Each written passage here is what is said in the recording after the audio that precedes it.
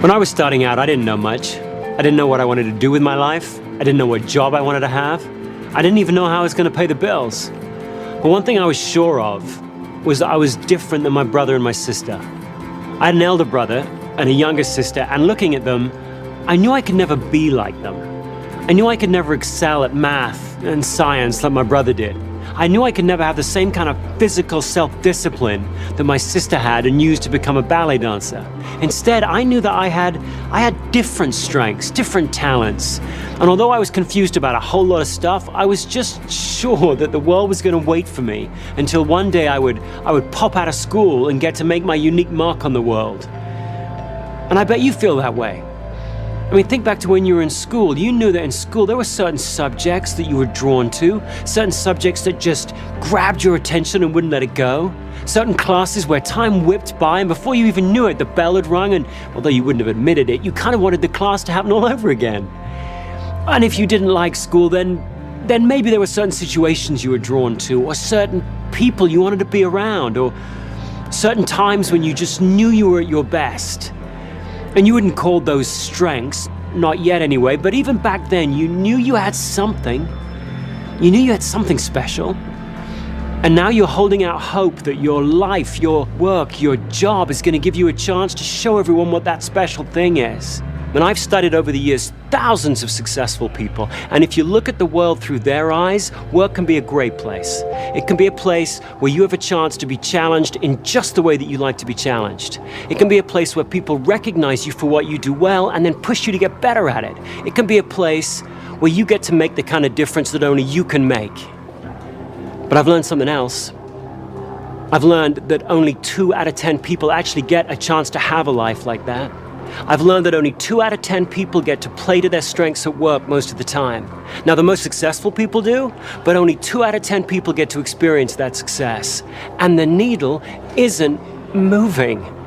I do hundreds of these speeches every year to executives, and I tell them a message. I tell them how to figure out their strengths and put them to work, and they hear it, and they believe it, and they want to do it, but it's almost like they're too far down the road to do anything about it.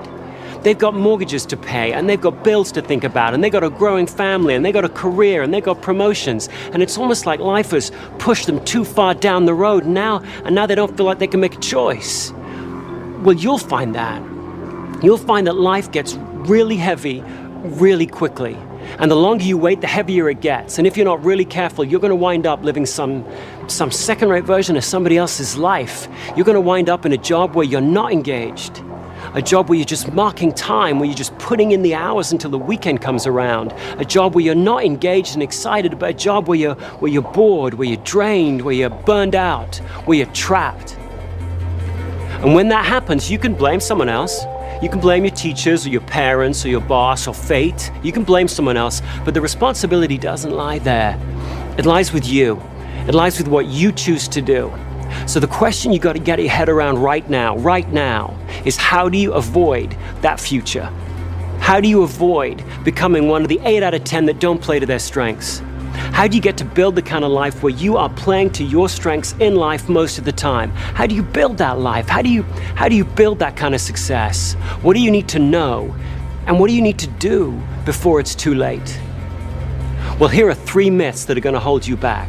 Now, other people are going to tell them that they're true, but they're not. You need to expose them for myths. You need to blow them up, figure out what's true, and then stencil it to your forehead, and don't let anyone ever tell you different. Here's the first myth, and everyone believes this one's true. The myth that as you grow older, your personality changes. It's not true. Here's what's true. As you grow older, you become more and more and more of who you already are. If you're really good at making friends now, you'll be even better at it in 20 years from now. If you're a neat freak now, then you're going to be a neater freak when you're 40. If you're an idea man now, you're going to be an idea man for the rest of your life. I have a son, Jackson. Jack's 6 years old, and already I know some stuff about Jack. I know this is a kid that craves structure. This is the kid that won't close the refrigerator door unless the ketchup's turned so the label's facing out. This is the kid where as I'm walking down a corridor in an airport pushing a cart, and I say to him, "Hey, Jack, jump on the cart, I'll push you around, it'll be great fun." This is the kid who very solemnly points to the little picture of the kid with the big red X through it, says, no way, it's against the rules. This is also a kid who's massively competitive. I don't mean in a way that all 6-year-olds prefer winning to losing. I mean in a way that when he is seized by it, he doesn't quite know what to do with himself. It's like a physical force. He's watching his favorite football team on TV and they start to lose, and he starts to squirm and twist in his chair, and after a while he just gets so angst up about it he has to jump up and bury his head in the cushions next door. Jack isn't going to grow out of it. He's going to have that same craving to win from 8 to 88. His dreams will change, his skills will change, his values will change, his beliefs will change, but the core of him, the strongest parts of his personality are going to remain the same, and so will yours. And that's okay. But of course what that means is that you need to get really good at describing what your strengths are. If your strengths don't change much during the course of your life, you need to become really specific at describing what they are. And most of us, frankly, are just terrible at that.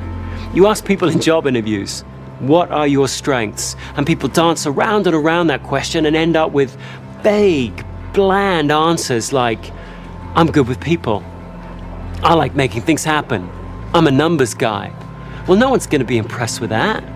If you're going to really push your time toward your strengths in life or in work, you've got to get much more specific than that. Now, you've been raised to believe that your strengths are what you're good at and your weaknesses are what you're bad at. But that's not true, is it really? Come on, think about it. You've got some stuff that you're good at that you hate. I mean, you're good at it, so people ask you to do it. In fact, they rely on you to do it, and maybe they've even pigeonholed you into doing it. But if you never had to do it again, it'd be too soon. What would you call that? I mean, I once had a friend who was a brilliant swimmer. At the age of 7, a lifeguard had seen him swimming in the sea, freestyle, told his parents had put him on a swim team, and all the way through school, he practiced and practiced. He did lap upon lap, swimming in the mornings, last thing at night, and he got on the swim team and he won meet after meet, broke record after record, and he hated it. In fact, he hated swim meets so much he'd get crushing migraines before every one. What do you call that? What do you call that when nature's blessed you with a ton of ability and given you no appetite at all? Where you're brilliant at something and it bores you to tears. What do you call that? Well, you call that a weakness. A weakness is any activity that leaves you weaker after you've done it. Doesn't matter how good you are at it. If it leaves you weaker after you've done it, it's a weakness. And of course, a strength is the opposite. A strength, your strengths, are those activities that leave you feeling strong. Those things that you do that make you feel strong.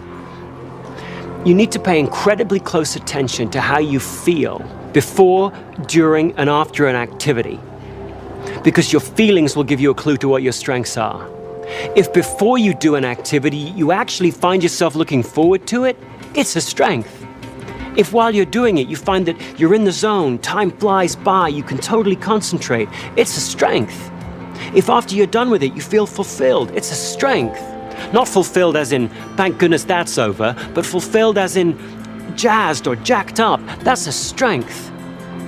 Now, to discover what your strengths are then, you don't need someone to tell you what they are. You don't need to take a test.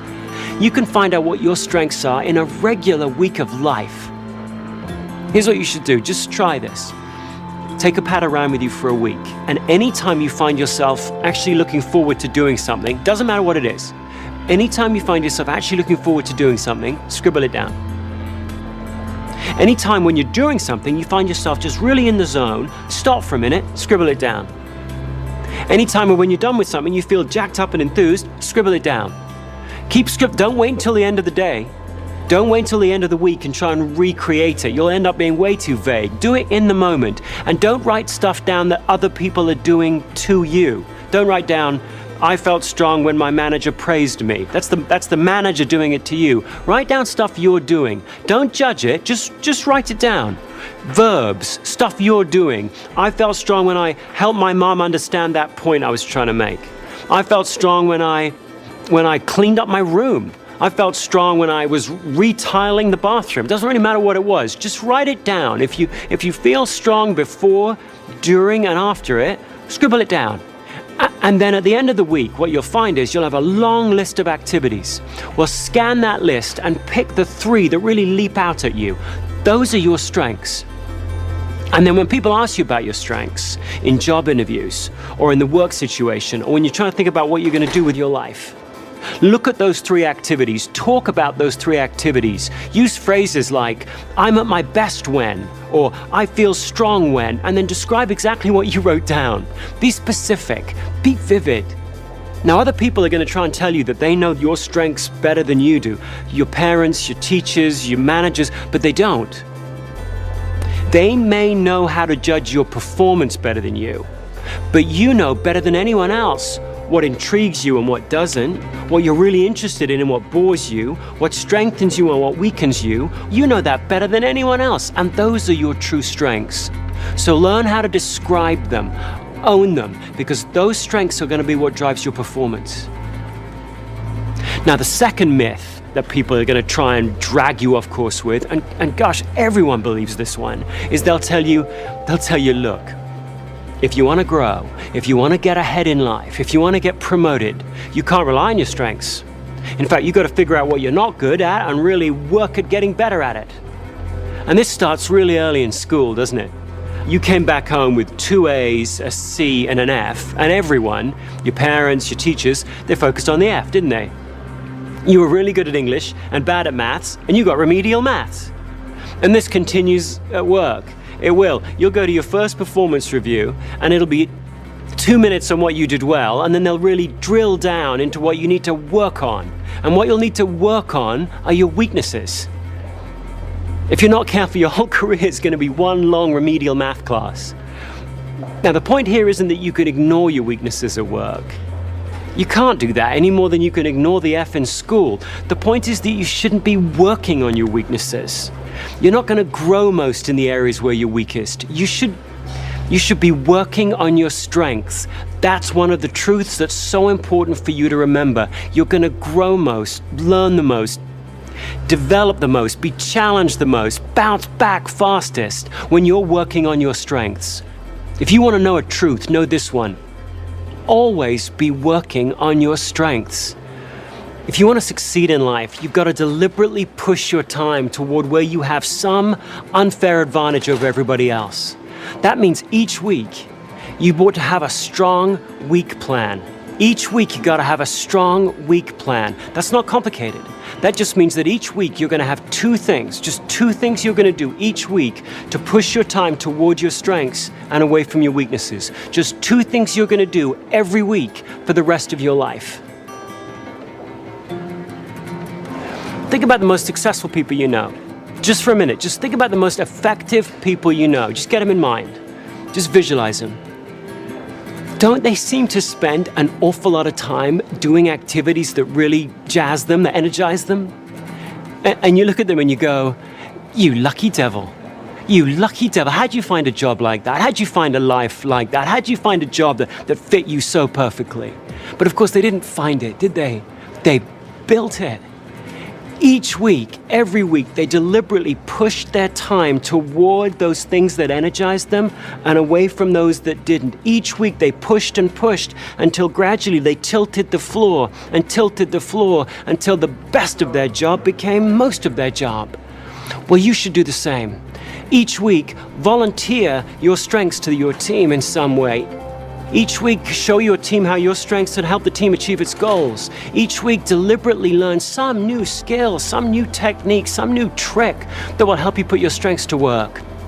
And then slowly, gradually, each week, you'll rewrite your job description under your boss's nose, and he'll or she'll love you for it. Because then you'll win. Now, some people will tell you not to do that. They'll say, look, the team needs more from you than just playing to your strengths. You can't just play to your strengths, they'll say. The team needs you to put your strengths aside and do whatever it takes to help the team. There's no I in team, they'll tell you. They're wrong. That's actually the last myth that might be holding you back. The myth that the best teams have a bunch of well-rounded people all playing every role equally well. Well, they aren't like that, are they? You look at the best teams. You think about the best teams. They're not made up of a bunch of people all playing every role. They're made up of a bunch of people who have figured out what their strengths are, and then they've surrounded themselves with people who are strong where they're weak. So the team has become well-rounded precisely because each individual in it isn't. Well, if you want to become a great team player, you've got to do the same. You've got to partner with people who are strong where you're weak. The point of being a great team player is not to put up with all the stuff that weakens you. The point of being a great team player is to partner up with people who are different from you. What we, your teammates, what we need from you is we need to know, where are your shoulders broadest? Where can we rely on you the most? When the pressure's really on, where can we count on you the most? When the pressure's really on, what plays can you run? And you need to know the same from us so that we can partner up and get stronger together. Now, to be that kind of team player, the kind of person who knows their strengths, knows their weaknesses, and can stand up for both, that takes a lot of courage. That takes a lot of honesty. Warren Buffett, second richest man in the world, he knows a fair bit about that kind of honesty, that kind of courage. Recently, he did something really strange, didn't he? He gave away $31 billion to the Bill and Melinda Gates Foundation. And he held a press conference to try and explain why he would do such a thing, where somebody said, hey, why'd you give all your money to somebody else's charity? And he gave two answers. One of them predictable, the other one just odd. The predictable one was this. He said, I gave it to the Gates Foundation because they can give it away better than I can. They are better than me, so I'll give it to them. They'll give the money away better than me. Typical, practical, Buffett-like answer. And if he'd have left it at that, we'd have chalked it up to just another example of Warren Buffett being smarter and wiser and humbler than the rest of us. But he didn't leave it at that. He couldn't. In the Buffett equivalent of Jack jumping up from the sofa, he couldn't help himself. He went on and he said, besides, charity's no fun for me. Who says that? I mean, some of us may occasionally think that, but who says charity's no fun for me? Imagine the kind of courage and self-assurance it takes to stand up in front of the world and go, you know what? That's not me. In work, that would be like you saying, you know what? I don't want to be a manager. I don't like being responsible for other people's work.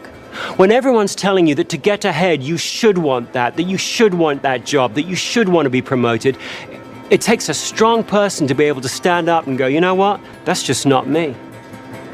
Now, when Warren Buffett said that, he wasn't trying to hand off all the rotten jobs off to somebody else. He wasn't saying that charity is stupid work. He wasn't disrespecting the goals of charity. He was saying something much wiser, much smarter, wasn't he? He was saying, look, I so respect the goals of charity, they can't be entrusted to a guy like me. Well, if you're going to be a great team player, you've got to have that kind of courage. You've got to have that kind of honesty. You've got to be able to take a stand for your strengths and then fess up to your weaknesses. And then surround yourself with people who are strengthened by the very things that weaken you. Then and only then are you going to achieve the kind of success that you always knew you could achieve. Now, I'm not saying this is going to be easy. It's not going to be easy to stay on your strengths path. Not least because other people, well-meaning people like your manager or your parents or whoever, are going to try and drag you off it. You'll go back, you'll use your strengths, you'll be successful, and then people will offer you a bigger job, a better job, with more money, a nicer desk, a better view. And some of those jobs you should take, but some of them you shouldn't, because they don't allow you to play to your strengths. And if you're not really careful, you're going to wind up over-promoted in a job that you shouldn't have. Well, the only person who has to stay clear-headed enough to figure out which doors to march through and which doors to slam shut is you. And I'm not saying this journey is without risk either. The whole strengths journey that you should be on for your life, there's risk to that. There's risk that one day you're going to go back and go all out with all of your strengths and not win. Like my son Jack will take all of his competitiveness, just really go all out with it and not outperform a competitor. That's a bitter pill to swallow, that is. Or maybe there's a risk that you'll go back and you'll say to your manager, I'm weakened by confrontation. And she'll go, like I care? You're trying to just hand off all the rotten stuff off to some other person. So yeah, there's risk that you'll be misunderstood. But a writer, Anais Nin, had a great line on risk. She said this, she said, and the day came when the risk it took to remain all tight in the bud became greater than the risk it took to blossom. There's risks to blossoming. There's risks to betting your life, your career, your success, your satisfaction on your strengths. But you know that from this day forward, the risks of not doing so are far greater. Because here's what I know. One, I know you have strengths. Whatever you think about in terms of your strengths and weaknesses, there are certain activities that make you feel strong. You have strengths. Two, I know that no one's got quite the same configuration, quite the same pattern of strengths and weaknesses as you do. The least interesting thing about you is your race, your sex, your age, your nationality. All the really interesting, unique things about you are beneath the surface, and no one's got quite the same strengths and weaknesses as you. Third, I believe that you'll be your most creative, most effective, most productive, most resilient when you figure out how to play to your strengths most of the time. And last, I believe that everyone will win when you do. You'll win, your company will win, your friends will win, your family will win, the world will win, everyone will win when you do. That's what I believe. But it doesn't matter what I believe. In the end, it matters only what you believe. So let tomorrow be a different day than today was. Let tomorrow be a stronger day than today was. By which I simply mean let tomorrow begin with you looking in the mirror and saying to yourself, what are my strengths and how can I contribute them today? And then let every day after that start the same way. Because you've always known what your strengths are. You've always known what was inside of you. So trust them, be proud of them, and go out and make your mark.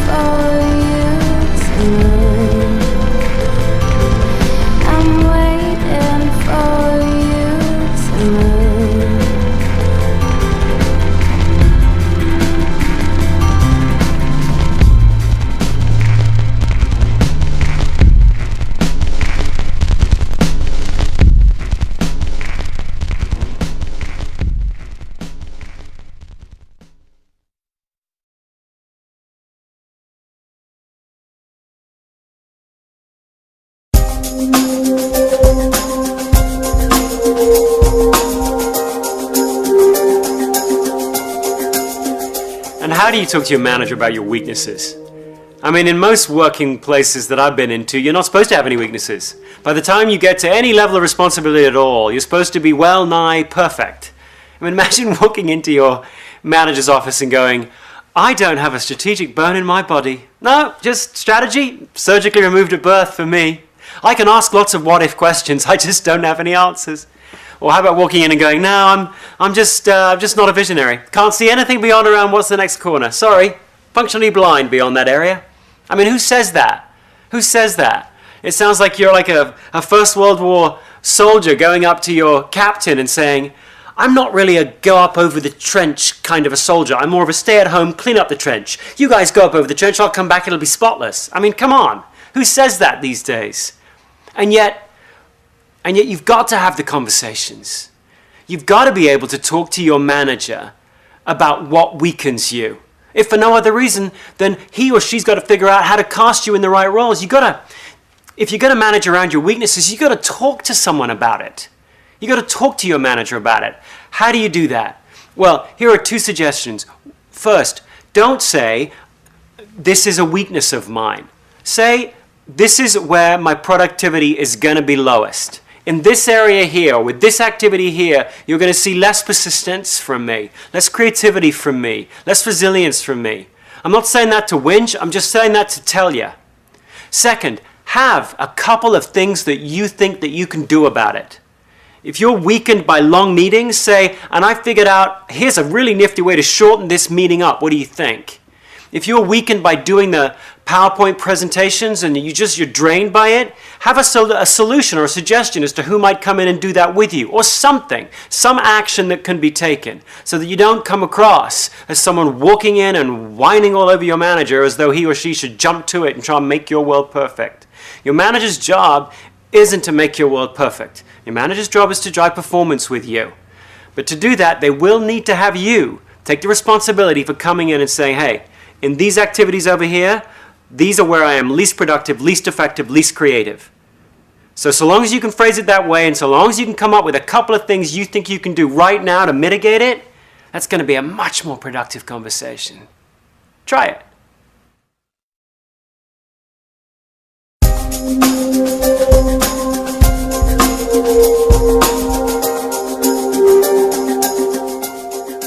There was a great Broadway musical a couple of years ago called I Love You, You're Perfect, Now Change, which is pretty funny on the Broadway stage, but it's often something that we feel about our colleagues or our employees or our spouse or our family members for that matter. I love you, you're perfect, now change. And it raises the question, how much of a person can you change after you've hired them? How much of a person can you change when you're working with them? Which parts of you are changeable over the course of your life and which parts aren't? That's knowable. There's an answer to that question. The answer is that we can change your skills and your knowledge, but we can't change your talents. We can't change your enduring patterns of thought, feeling, or behavior. As an example, I can teach you the skill. A skill is a how-to. I can teach you the skill of how to present your product to a potential customer. Let's say you're a salesperson. I can teach you how to do that. I can teach you how to stock a shelf. I can teach you how to give an injection. I can teach you how to lay out a letter. I can teach you how to lay out a presentation. I can teach you all those how-to skills.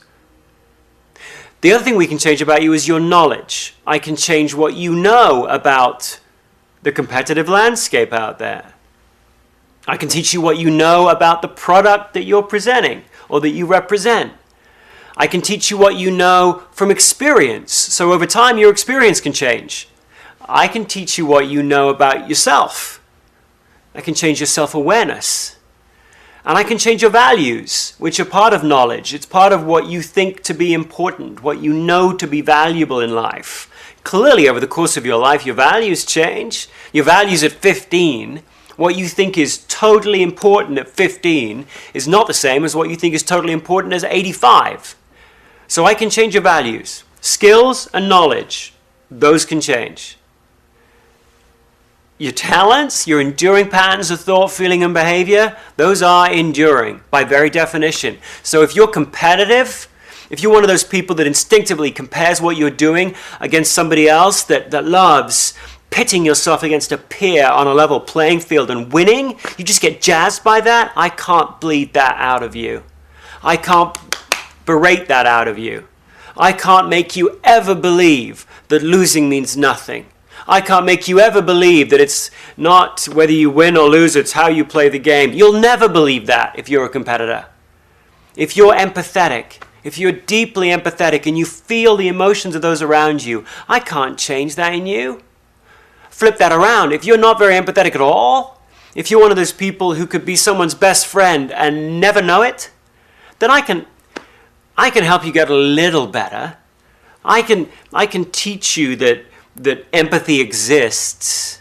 I can teach you that other people have emotions that aren't yours. And I can teach you 2 or 3 skills that you might need to learn to be a better listener. I can teach you all that. But the only thing I'm going to do there is help you go from having no empathy to having some sort of karaoke version of empathy.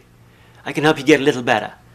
But in terms of those deep, recurring patterns of who you are, how empathetic you are, how focused you are, how competitive you are, how strong your need for achievement is, how driving your craving for significance is, how altruistic you are, I can't change those about you. Those are recognizable to you and your friends in the schoolyard, and they'll be recognizable by your grandkids when you're 85 years old. Those are the enduring parts of who you are. You need to trust them, own them, honor them, and then figure out a way to combine them with skills and knowledge, and so make a real impact in the world.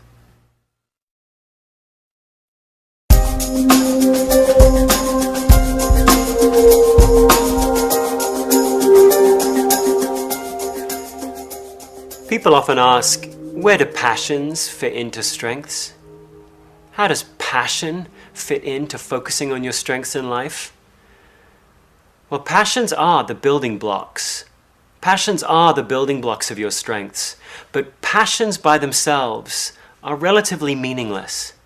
If you're going to take your passions and actually put them to use, you've got to combine them with something specific. In fact, I would say that a strength is a precise passion. Strengths are passions plus precision. Think about it. Some people have a passion for helping others. They're just naturally altruistic. But a passion like that, ooh, I just want to help the world, is as vaporless as skywriting. It looks good up there, but it just blows away in the wind. If you're going to take your passion for helping people and actually put it to work, there's got to be some specificity that you bring to the table.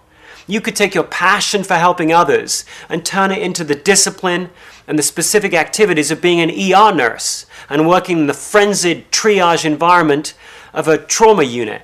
Or you could take your passion for helping others and turn it into the much different set of activities involved in being a grief counselor in a hospice. The activities that fill a week of a grief counselor in a hospice couldn't be any more different than the activities that fill the week of a trauma nurse. And yet both of them are under the passion of helping others. So if you really want to take responsibility for your passions, yeah, listen to them. Yeah, write them up in the sky there.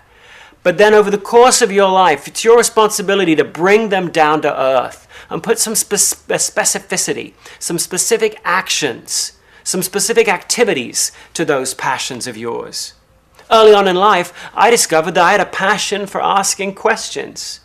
I had a passion even for interviewing. I mean, I took it from asking questions to, I have a passion from interviewing. I took it from 30,000 feet to 5,000 feet. But actually, even that wasn't specific enough, because I realized I didn't actually love interviewing. I loved interviewing people that are good at their job about why they're good. I love anybody who's great at their job, whether it's, whether it's a housekeeper or the president or the chief of staff of the army or a sergeant, doesn't really matter. So long as they're brilliant at their job, I love asking them why they're so good at what they do. I'm invigorated by that, passionate about that.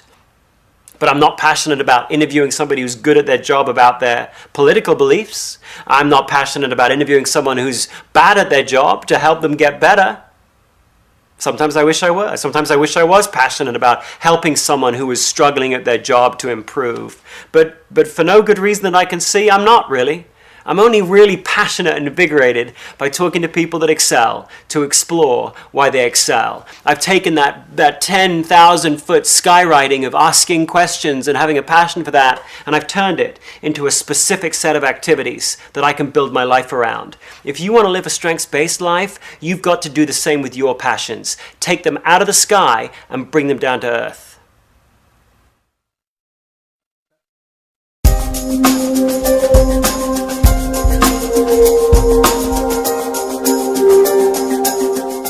I once worked with this guy that just bugged me. I didn't want him to bug me. I wanted to like him, but he just bugged me. Let's call him one-upmanship guy, because he was that guy who always had to have one thing better than you. If you had an idea, he'd have one better. If you had some client success, his success would be just that much bigger. He was the guy where if you said you'd climb Mount Everest, he said he'd climb to the moon. He was that guy, just always one thing better than you.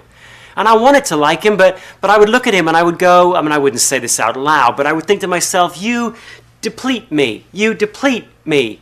Every time I think about going to a meeting with this guy, I would think I'd be walking in like this, and I'd find myself just almost physically not wanting to go into the room with him, not wanting to sit across the table with him. What do you do when the people you work with weaken you?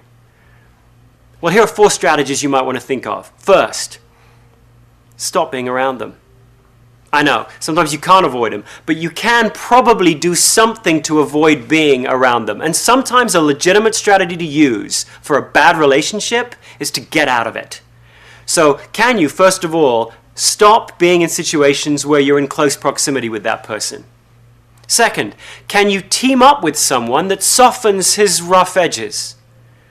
with this chap, with one-upmanship chap, there was a third person who we often used to work around who was really inquisitive. And whenever one-upmanship guy would say, hey, I've just done X, Y, or Z, rather than having my reaction, which was to get all kind of get my back up and my bristles up, this person would go, ooh, tell me about that. Ooh, tell me more about that. They were just naturally intrigued by what this person had just said. And actually, by hearing one-upmanship guy describe his new brilliant idea, I became kind of intrigued by one-upmanship guy's brilliant idea. This third person somehow made one-upmanship guy feel a little less annoying. Actually, he began to look rather smart to me. Sometimes that works, doesn't it? You bring a third person in, it changes the dynamic. Third, try this. Offer up one of your strengths and see whether or not you can drag him into a place where he ceases to bug you quite as much as he did before. With one-upmanship guy, I'm a guy who's conceptual. I love ideas. So after a while, I would just keep bringing him more ideas and seeing where he would take them.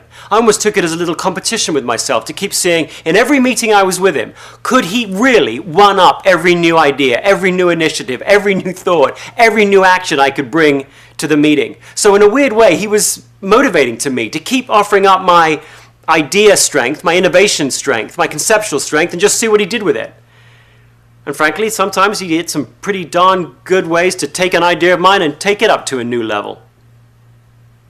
Finally, try shifting your perspective on this person that weakens you. Can you begin to look at them through the lens of their strengths? Every single one of us probably rubs somebody the wrong way. And you could choose to look at somebody through what they don't bring. You could choose to look at somebody through who they aren't. You could choose to characterize anybody in the world by what they don't bring. Well, perhaps the problem wasn't one-upmanship guy's problem. Perhaps it was my problem. Perhaps I was looking at him as someone who was trying to compete with me, and all he was doing was trying to bring new ideas to the table. Perhaps I shouldn't have looked at that as a direct conflict or competition with me. Perhaps really I should have looked at that behavior as him never being satisfied. Maybe he was the kind of guy who always was looking for some better way, some new configuration, something as yet unthought of. And therefore maybe he was an awesome catalyst for me and the rest of the team. I did try that with him, and frankly it worked like a charm for many years. What began as my problem, he weakened me, I changed my perception, and suddenly I saw him in a totally different light. I'm not saying that will work with you every time. To go back to the original S, sometimes you do have to stop being around people. But there are other strategies you can try before you just opt out of the relationship and blame the other person.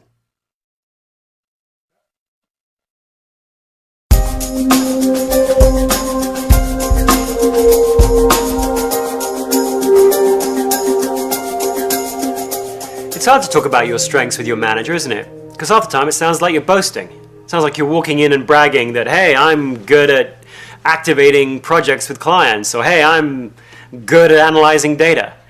Most of us don't really want to seem that kind of self-involved, self-aggrandizing kind of person, so we don't often talk to a manager about our strengths. We talk about our areas of improvement.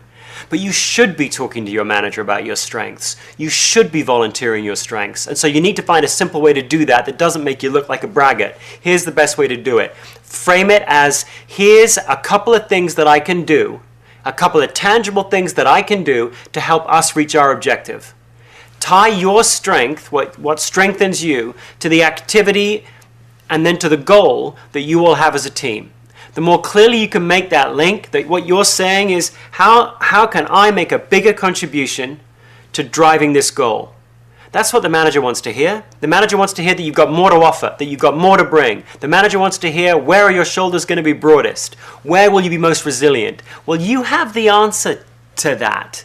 The manager doesn't. You have the specific answer to that. So if you can frame it as, here are some specific things that I can do to drive this goal, that manager of yours is going to be much more ready to accept it and much more ready to take action on it.